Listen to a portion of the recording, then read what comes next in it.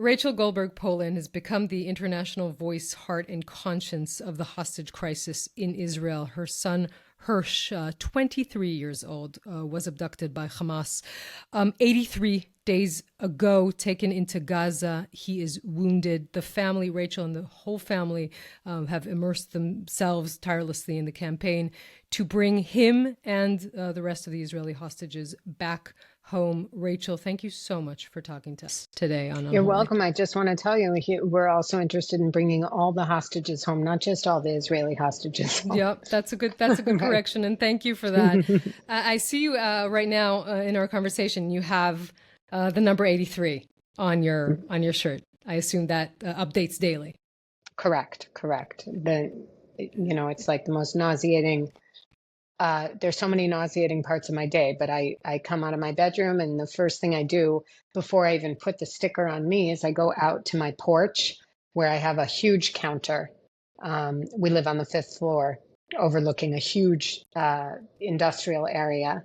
And I change the number on the sign outside. And then I come inside and I'm still in my pajamas and I put a number on my pajamas just, immediately. And then once I get dressed, I switch that sticker to whatever I'm wearing because I think it's important that every day we're aware that something's changing, that the number's growing and the danger's growing.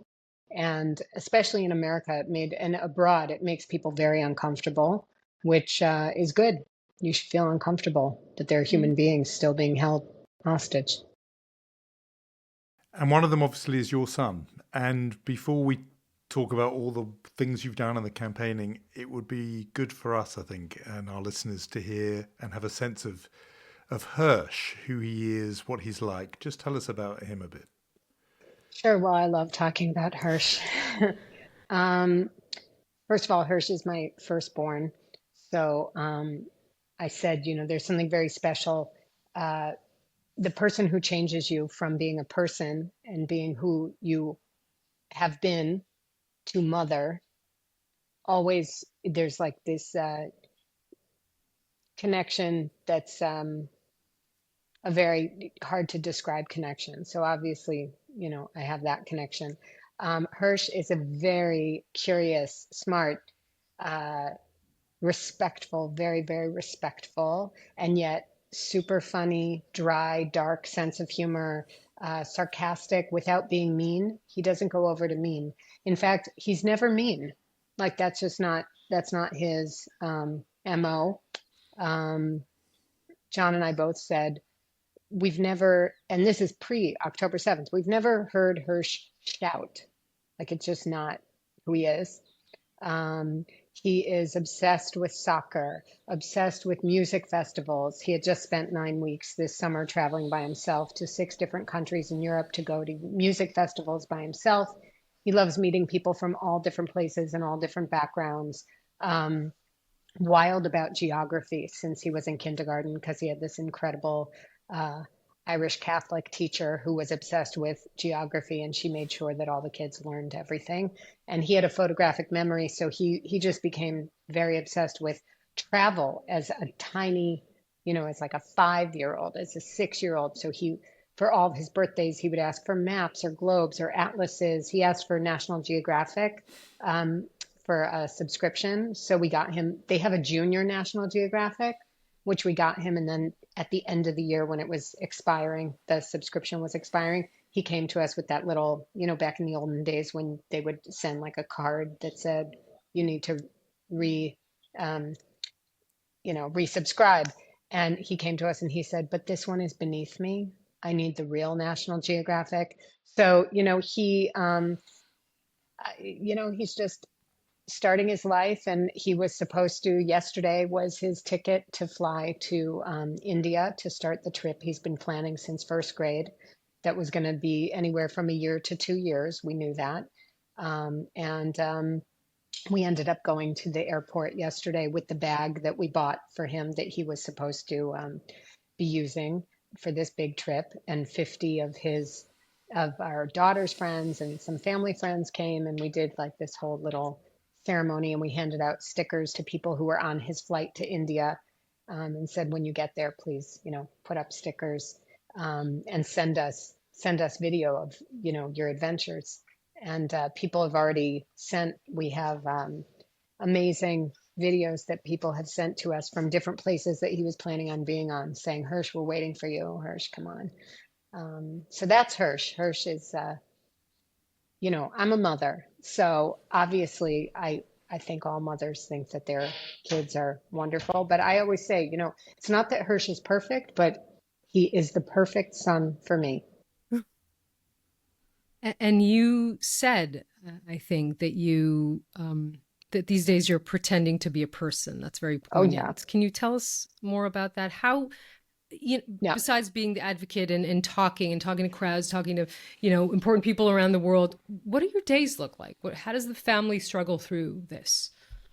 So, I open my eyes in the morning and I immediately know, oh, shoot, I'm still in the nightmare. It's a nightmare, it's a daymare, it's an all the time mirror. And I say Moda'ani, the traditional prayer that many Jews say upon waking, that actually says, like, I'm grateful to you, God, for giving me back my soul. You have so much faith in me. And then I say, let today be the day. And I get up. And as I was describing, and I get up, and the first thing I do is change the number on the porch, and I put the number on my body. And, I look at my schedule. We're surrounded by this outrageously talented team of people who came to us on October 7th and have not left in 83 days. And they plan how we walk through our day. And as you mentioned, because I have to make a decision every day, and so does John, that we now have to pretend to be human, because we are, my heart and soul were torn out and stolen to Gaza on October 7th.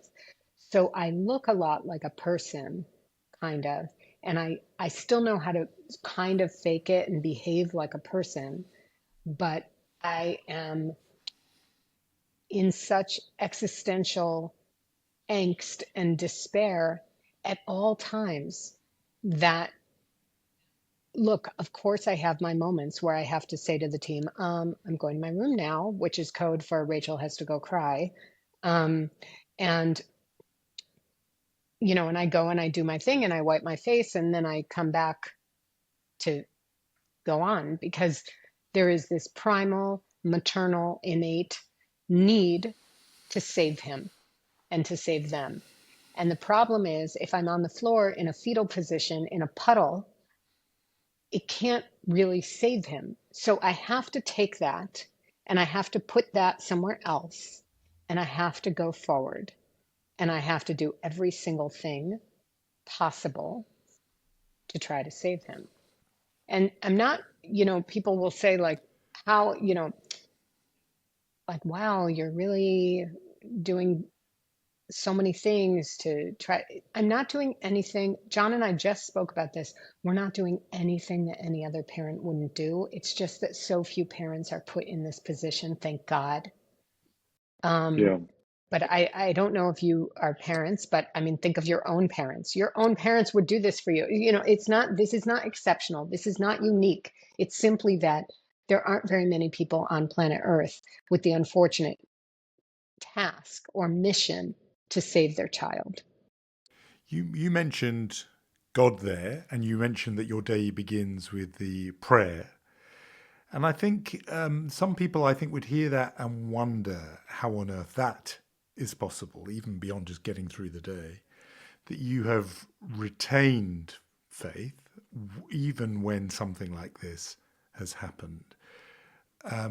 What do you say to people who are asking themselves that question?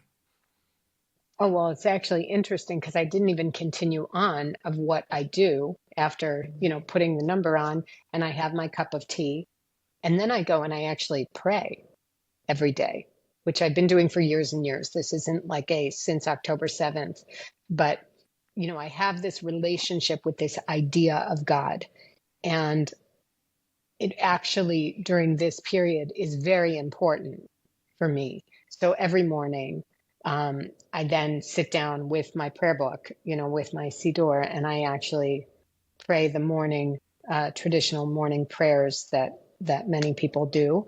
And listen, a lot of times I'm shouting, and my kids know, my girls know, and I'm very, hand motion.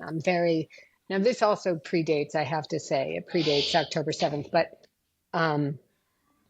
now more than ever, there's a lot of like, putting my hands up and having a conversation in anger is also a relationship with God, or having a conversation of what are you up to is also a conversation with God. And a lot of, throughout the day, actually before, when this whole debacle was happening with when we couldn't find the sound for this podcast to happen, and I was in the other room saying Tehillim, I was saying Psalms, because I say Psalms throughout the day. I find it to be very helpful. And I'm not talking about the, oh my gosh, you're so cool, God Psalms, which there's room for that. But I'm doing the ones where, like King David was saying, like, how long are you going to make me suffer? How long is this despair going to go on? And there's something very validating that other people have gone through tremendous angst and despair and anguish and trauma. And for me, for whatever reason, I'm not in that place where people say there can't be a God. Like this horrible, I appreciate that. And I appreciate that as a response, right? But I'm not there yet. And I actually am very thankful I'm not there. And I hope I never get there, because for me, in a time where there's so little that can bring me any moment of focus on not being terrified is helpful. And when I'm praying, it does that, even if it's an angry praying. And sometimes before I start, I'll even say, I'm just telling you right now, this is not going to be good. Like, sometimes I'm going through it because I like the ritual of it, but I know it's not going to be good. And we all have those moments in life in different things that we do where, you're going to go through. I'm sure there are times where you guys show up for work and you're like, we're going to go through this, podcast or this news, segment. It's not going to be my best, but I'm going to walk through it. Yeah. There are 83 days, I mean, is such a long period. And there are things that have happened since October 7th. First of all, there are Israeli hostages that came back home. There has been another attempt at a hostage deal that thus far has failed.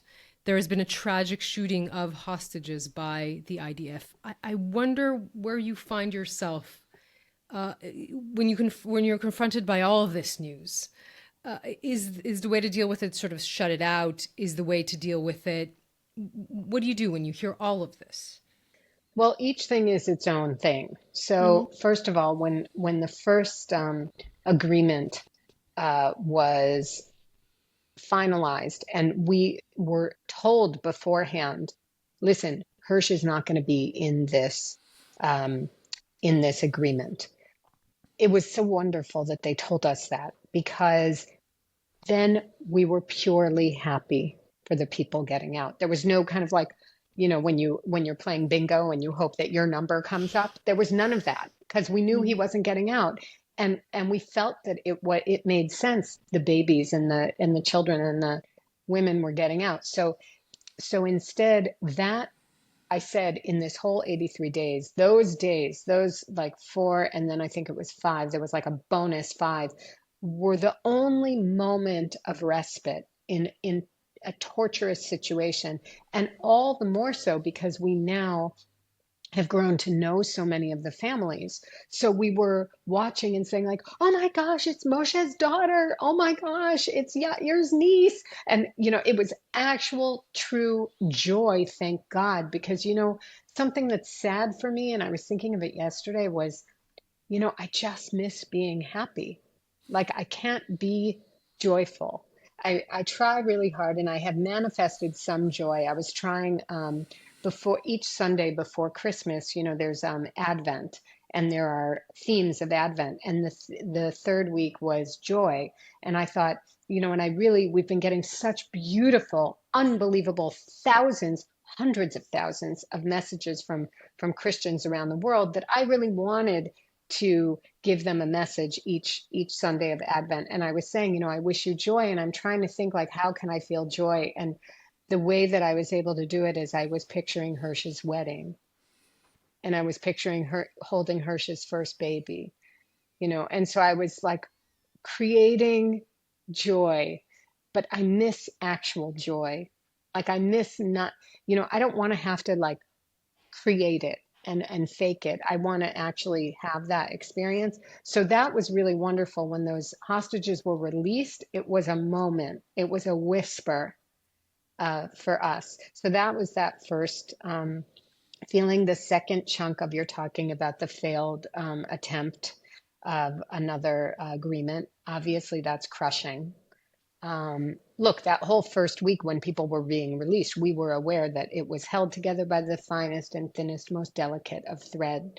And every night we were holding our breath. Oh my gosh, is it going to work? And there was that second or third night where they said, no, there's an issue. And we were all like, so, but it's obviously crushing to us, to every hostage family.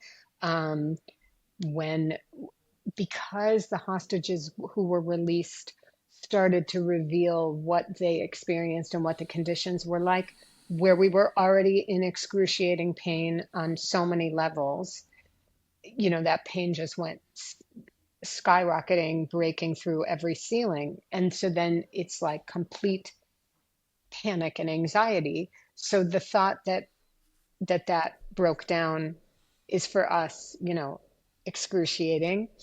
And then obviously 2 Fridays ago with the tragic, horrible mistake of the soldiers shooting these hostages who did every single thing right. They did every single thing right.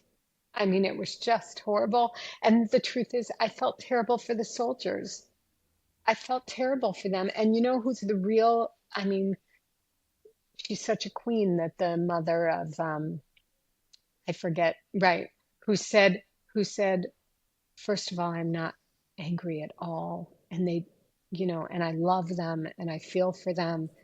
I mean, she's just, amazing, amazing, beautiful soul to know that these obviously, it was a horrible, horrible mistake. But this is what happens in war and conflict. And this is what's so sad, right? All over the world, whenever there's conflict and there's war, there's always mistakes. There's always innocent people hurt, always. You mentioned those thousands, hundreds of thousands of messages from around the world, and your highlighting of Hersh has captured people's imagination around the world. I think partly because of this speech you made, which went viral, in which you expressed empathy for the woman you imagined who looked like you in Gaza, and you said there will be a woman who looks just like me, and you wrote a poem, One Tiny Seed, and you talked about how you faulted those who only get outraged when one side's babies are killed. You showed this empathy for people in Gaza. Not many people can manage that. And, I've spoken to lots of them, Israelis and Jews, who admit that they only really have room for their own pain. These are not people who are going through what you're going through. But they say they can't look at or really think about the images that are coming from Gaza, that instead they're still stuck in October the 7th. You somehow managed to sort of transcend that, but do you have sympathy for people who admit that they just can't do that? I do. I think, look, all of us are going through a trauma, all of us. And I don't think it's a competition. Meaning, obviously, people look at families with loved ones who are held hostage and feel that, okay, they won. And I don't mean that. I mean that the whole entire country is going through real trauma. an actual trauma, a physical trauma, an existential trauma, a psychological trauma, a spiritual trauma. I think we're all going through that. And how everybody handles that is going to be different. And so I honestly, I don't judge anyone. And one of my dearest friends said to me, and she was working very closely. She's in the coexistence world and they meet weekly with pre-October 7th. She's an educator who would meet weekly with Palestinian educators, and she's an Israeli educator. And she said, first of all, since the 7th, none of us have met. And she said, and I feel terrible. I don't have it in me right now. I don't have it in me right now. And I get it. I really get it. Like, the interesting thing is that people who reach out to me from the other side, and it's rare. There's a young man, an Arab Muslim, who reached out to me. He's 24, to say, I'm Hersh's age. I'm a little older. I also love soccer. I really want to meet him. There's a special time when you wake up in the middle of the night and you say a certain type of prayer when you really want Allah to respond. And my mother and I have been getting up and saying that prayer for Hersh. And that was very powerful for me, to hear from that side. And I also, it's also that the Hersh that I know has fought for coexistence, has been a pursuer of peace, has been a minority voice among his peers throughout his life and his friends. And I feel that who I am and who he is, this is our voice. And I'm also very grateful that when I was in university, I had a teacher who really taught about the idea of transcending an adversarial paradigm that we're trapped in, or we feel that we're trapped in. I don't know that we're trapped in it. And that was really the source of those speeches of when I speak that way. It's really that, what can we do to transcend this horrible cycle that we're caught in, and none of us seem to benefit from it? It'd be one thing if, like, okay, it's a bad cycle, but it's working for one side. It seems like it's not working for anyone. The Israeli government is saying, and has been saying for a long time since this began, that it's just the military pressure will bring back the hostages. That is, if we're talking about paradigms, this is their paradigm. What do you think about that? And have you been trying to talk to any sort of key office holders about this over the past, couple of weeks? And do you feel like they're listening to you? Well, we have spoken to, and we've been in, we were invited the hostage families are invited often to these meetings that are, I don't go to them. John goes to them. I feel like, I'm in enough pain. So I don't want to go to a meeting where everybody is screaming and crying. But I do know that that's the method that we've been told is, this is what works. I have said a lot. I'm not a military strategist. I'm not a political, I don't have acumen in sort of the diplomatic or political world. I don't understand these tactics. So it's hard for me, obviously, to think that this is the right way to go about it. On the other hand, I appreciate that we have been told there's a two-pronged approach here, that we need to diminish Hamas's military capacity to do an October 7th again. And obviously that is true, right? We can't have October 7th happening every few months. It's not an option. So I get that. And I think that when we're saying at the same time, we're trying to get the hostages back, to me, it feels like that's kind of tricky to do those two things that seem very disparately, on a spectrum that they would be very far apart. And it's very scary. And I don't know I don't know what to make of it.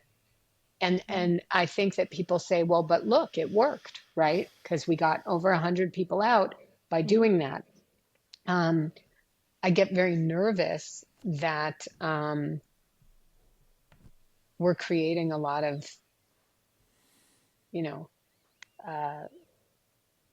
a lot more people who are miserable in Gaza. I mean, I see the pictures that everybody sees of, there are hundreds of thousands of innocent civilians whose lives are being ruined, and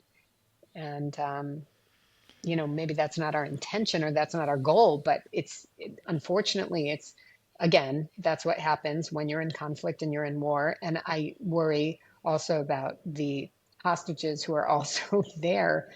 And it's tricky. I don't know what to make of it. It's painful. I mean, I'm not an objective observer, right? Like my child is there. So I recognize that I'm not, someone who's removed.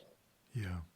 I know you and the other hostage families have been critical of in some ways of the government's failure to sort of advance those negotiations, with Qatar and others.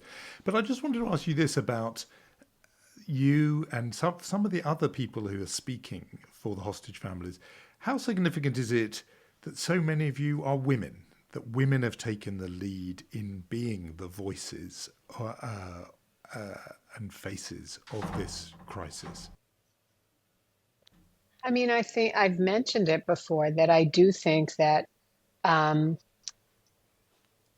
something bothered me a few weeks ago, and I said it on thank God we have young people who've been advising us and saying, oh, you need social media. And so we have, one of my closest friends, her daughter, who's more like a niece, who's been running the Bring Hersh Home Instagram and all different social channels. I know nothing about that stuff. I don't even have Facebook. When you're not friends with someone in fourth grade at Anchiamet, you don't have to reconnect when you're, 50. So I never got Facebook because I felt like it's okay.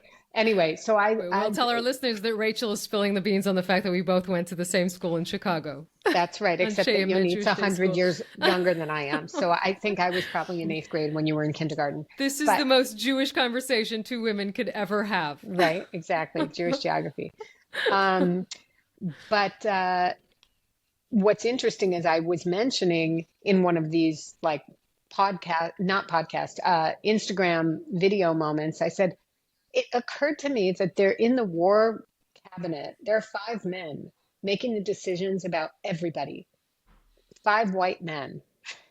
And I thought, and in this negotiating, when they go to, Poland or Doha or Egypt or wherever, whatever these rooms are, I'm not sure. I can't speak with 100% certainty because I don't know, but I think the only people in those rooms are men. And I started to think it's very strange because if there was any other sort of negotiating going on and there was a non-representation of part of the people of whom we are trying to negotiate for, I think the whole world would be up in arms.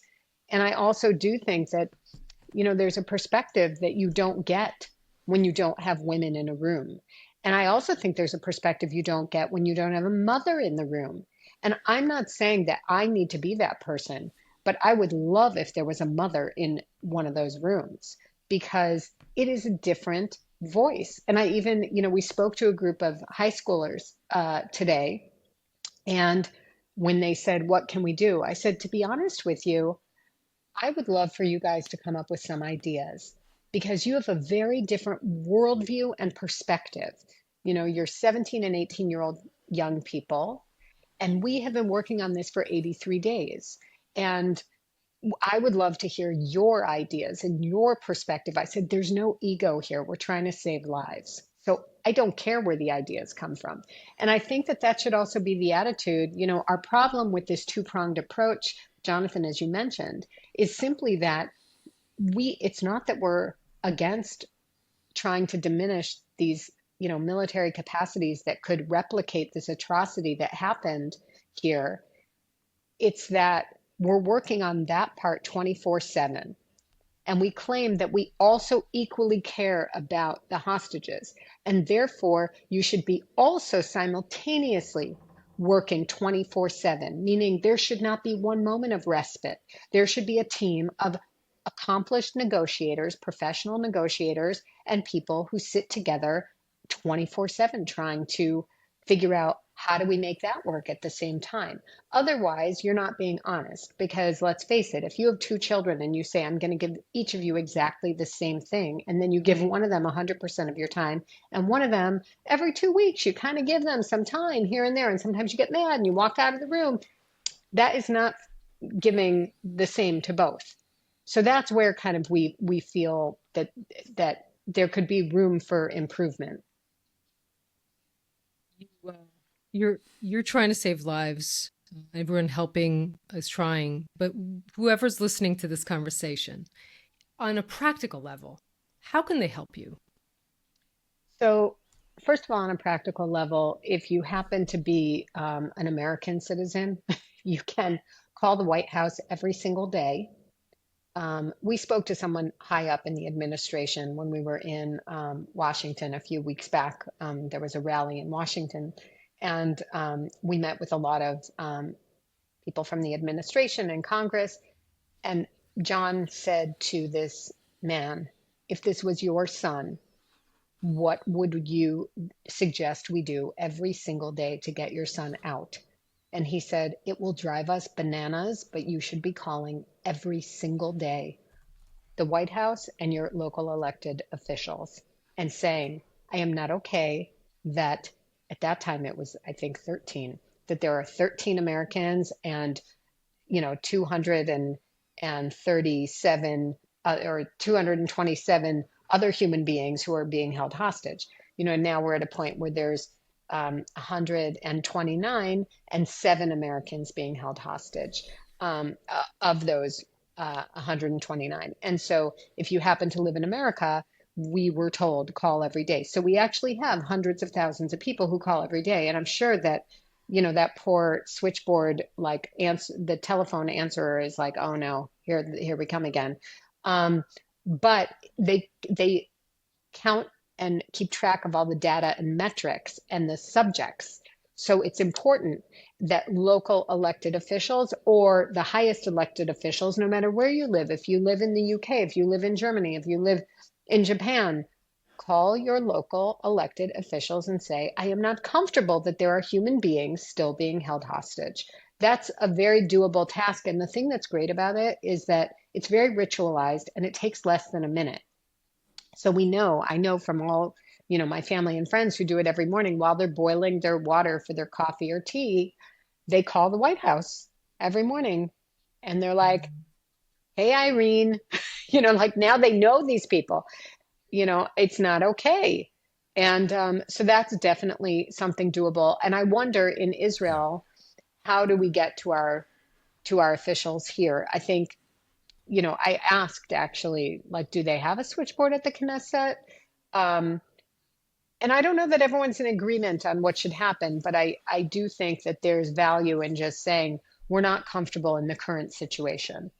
That having these people there is making us very uncomfortable. And that's something that,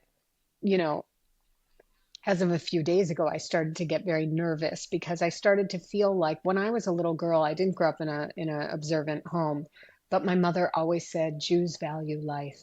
Jews value life. And I remember she said, and it even tells us in the Bible that you can break every commandment, except for there's 3, to save someone's life. That we value life so much. And there's something about what's going on now that started to make me feel very uncomfortable, that I'm scared about how we feel about those 129 that are still there. I'm scared because I think it's going to define us, what we decide to do forever. And we won't be able to recover from it. There's also, there's a verse, a pasuk in Vayikra, in Leviticus, that talks about you cannot stand idly by as your brother's blood is shed. And then at the end of that verse, it says, I'm God. And there's a question from the commentators, why does it say, I'm God? Because you could just tell me, don't stand idly by when, you see something bad happening. Why is it saying I'm God? And one of the commentators says, because there's never going to be repentance for that. You can never recover from that. And so we have to really be asking ourselves now, who are we? Even if we pay a horrible price, who are we? And are we okay paying that price? That price being that we won't be who we were. Rachel Goldberg-Polin, we hope your prayers are answered and you are reunited very soon with Hersh. We hope all the hostages are reunited with their families very, very soon. Thank you for talking with us so openly on Unholy. Thank you. Thank you. I hope next time Hersh is here and you can ask him all about his National Geographic days. Amen. We look forward Thank to you very that. much, Thank Rachel. you again. Thank you for having me.